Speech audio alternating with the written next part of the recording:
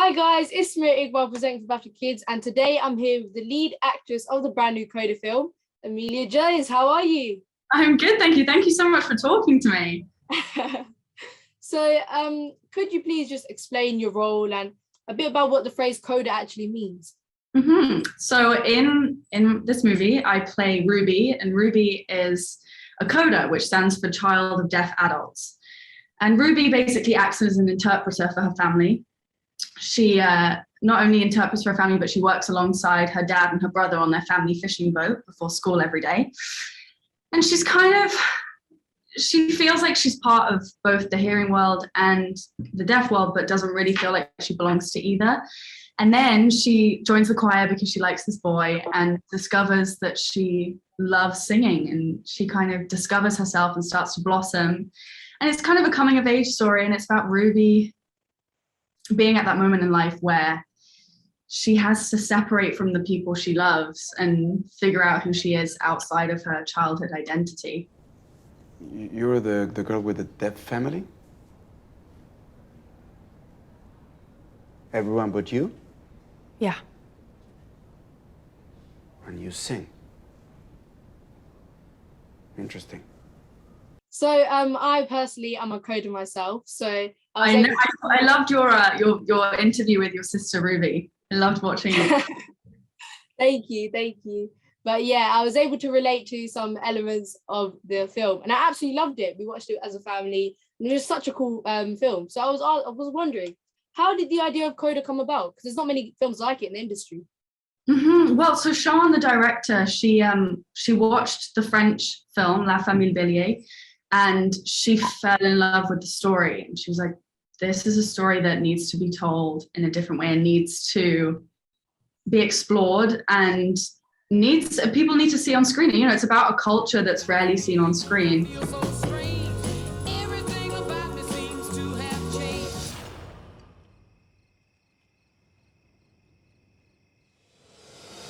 Siân, wrote the script, and she made sure she was surrounded by deaf consultants and deaf collaborators, because to be deaf is so much more than sign language. It's an experience that no hearing person can ever fully understand. And so you have to respect and appreciate that.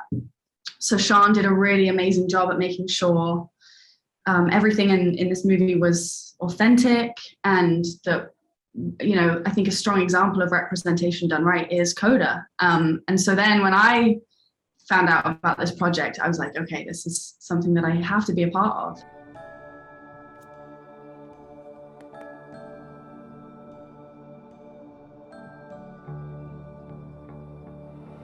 Siân, the director, said to me, I know you don't know any sign language, but if you can copy my friend signing the scene the best you can, because we just want to see you signing. And then I copied the sign language video, and then I found out I got it, and I trained for 9 months, and I had an amazing deaf coach called Anselmo de Souza. And then I worked with Alexandra Wales and Anton Massetti, who are our ASL directors on set. And then Marlee, Troy and Daniel kind of took me under their wing and helped me grow that way too. So I was surrounded by so many patient and kind people that helped me learn. Wow, so it was quite a long process then, wasn't it? A very, very long process. And it was very hard work, but it was the greatest feeling when they kind of called rap, and I thought, oh my gosh, I've done it. I learned. And didn't you have to balance 3 skills at once, like fishing, signing, singing? How was that? It must be cool.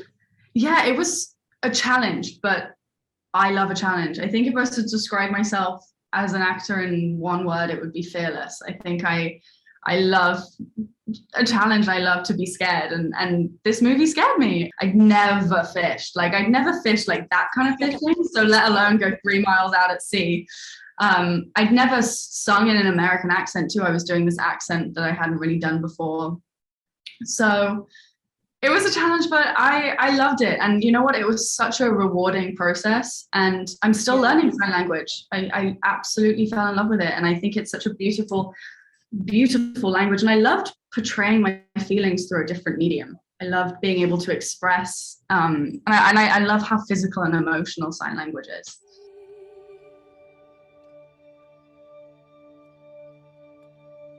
And how was it like working with Marlee? Because obviously she's like an Oscar winner. So Were you fangirling a bit? Like, what was the deeds? Oh, yeah. Yeah, fangirling big time. Marlee truly, for me, is a role model, and in every way, like as an actress, but also as a person. I absolutely adore her. She is the definition of class, and she's so elegant and kind. She's kind to everybody. She would make and bake like cakes and chocolate and cookies and bring them to set for all the crew. She's a magnificent actress. So every time I was in a scene with her, it was like a masterclass. And she's kind of like a mum to me, always checking I'm okay, I'm eating enough. And I had a really, really lovely time getting to know her. It was nice because we were all filming in Gloucester and we didn't know anyone but each other, really. So kind of like most weekends when I wasn't like drowning in lessons and sign language lessons, I would go over, and Marlee's an amazing cook, so she would cook for me, Troy and Daniel and Sean and the interpreters, and most of our interpreters on set were coders, so it meant that I could talk to them about their experiences, and so it was very much a family orientated set. It was very, very tight-knit for sure, and we could definitely see the chemistry on screen as well. But I just had to ask, was there any difficulties talking to the cast behind the scenes? Honestly, people ask me this question all the time, and there wasn't. I honestly, really? No, because I think I was lucky because I was taught by a deaf teacher, and I think it made me learn quicker and faster. And I didn't just learn my lines. Going into this, I knew that Marlee, Troy, and Daniel were deaf, and I was like, I don't want to learn my lines and then have to talk through an interpreter. I want to be able to have this kind of connection with them.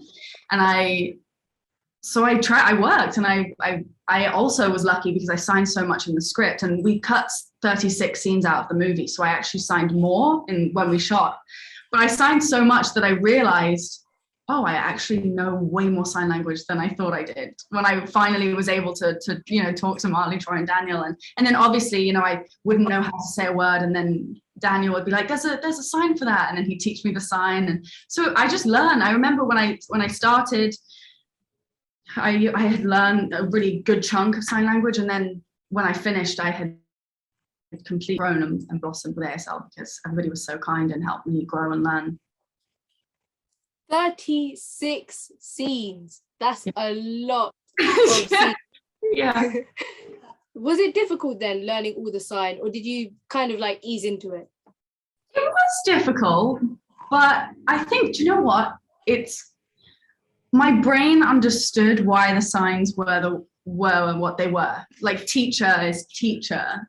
I don't know if it's the same, but in ASL, teacher is like that. And in my mind, I was like, okay, it makes sense. They take the knowledge out of their head, and they're a person that I kind of like, I understood, and I could work it out. And so I found it easier to learn than I thought I would. Don't get me wrong, it was very challenging and it was very hard work, but I just immediately kind of clicked and fell in love with it. And as I said, I loved portraying my feelings through a different medium. It's so emotional, it's so physical. It would make me feel so much more. And also it kind of made me a little vulnerable, I guess. Like it allowed me to get out of my head, and because you kind of have to embody what you're saying. So yeah. And you know what you said about communication, I think that it taught everybody on our film set the true meaning of communication. Yeah, and I think the film definitely spread awareness to other people who didn't really know about deaf people and the whole sign language thing. Definitely. So hopefully we see more changes coming up in the future to aid them. Yeah. 100%. You know what? CODA is not representing a universal deaf or CODA experience. This is just one CODA and her story. So there are so many more stories out there, and I hope that this kind of, opens doors for that, for that. I'm like, let's go, Hollywood. Let's go. So you said about learning sign language. Did you learn like a favorite sign, or do you still have a favorite sign? I do. I have it on a necklace because I love it so much, but I love you is my favorite sign. Mm-hmm. I also love, is it the same in BSL? I think it's a bit different. It's like, I love you. Okay. So like I love, okay. Right, and then I also love, this is also my favorite sign, which is I really love you, or I love you forever. But in the movie, it's also my name sign. So what's your name sign? Oh, mine's Samaira because my parents called me cheeky growing up, so it was always just. I love that. Oh my gosh, I love that. But I'm talking about ASL and BSL. Could you show me your name in ASL? I was this for a while. I was Emilia for a while, and then Marlee, towards the end of shooting, said, "I want to give you a better name sign than that." So she gave me Emilia.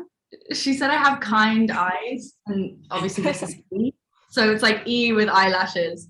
That's really cute. My name, okay, I learned a bit of ASL just for you. No way!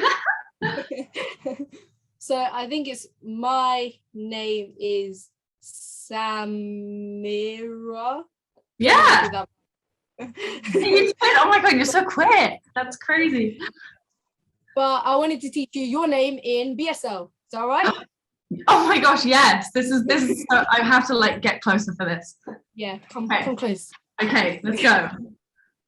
My name E. Oh my gosh, okay. E. Yeah. M. I. L. I. A. Oh my gosh. Okay. So my name E. Yeah. M. Yep. I. L. I. A. That was quick. You got it. Well done. Oh, I was shaking. I was like, oh my gosh, I'm so nervous. Thank you. There's the 5 fingers, 5 vowels. So yeah, A-I-O-U. When I get back, we'll have to meet up and then you can teach me some more signs. Oh, 100%, 100%. So you did a bit of singing in the CODA film. Did you have any past experiences of singing, and did you get a bit of lessons from your dad? Because obviously he's a singer. Yes, he is. I had never had a singing lesson before, but I did a musical in the West. I had Shrek the Musical in the West End when I was like 7 years old. So I had like sung before, but I'd never been trained. I'd never learned technique or anything. So it was very scary going into this because I was like, oh my gosh, okay, there's a lot of singing that has to go on. I have to get into Berkeley, which is very, very, very good music school. So I was nervous, and they were big songs. When I shot this movie, I was 17 years old. And so my voice was still maturing, and I was singing Etta James and Aretha Franklin, and they're big songs. And so that was daunting. But I trained also. I did singing lessons every weekend, as well as sign language lessons. And again, my voice, like my sign language, grew as I was filming, and it was quite exciting because in terms of music, we mostly shot in order. So as Ruby's voice was growing, my voice was growing too. And you were in some big shows like Lock and Key on Netflix, House of Cards, Horrible Histories. Surely you must have had a favorite character to play. Ruby by far. I think because I trained for so long and then I worked so hard on this movie, I became so close to Ruby. And it was weird when I rapped because I was like, what am I going to do with my life? Like, what am I going to do? I won't be Ruby. I won't be training. I kept up sign language because I loved it so much. Still, like to this day, I'm like, I loved playing Ruby. And it was nice when in lockdown, we decided to record the end song for the end credits. And that was nice because it was like, oh, I get to be Ruby again. So you could say that the character was definitely rewarding for you then. By far the most rewarding thing I have ever done. Okay, well, thank you so much to Emilia Jones. Thank you so much. Oh my gosh, what amazing questions. Bye.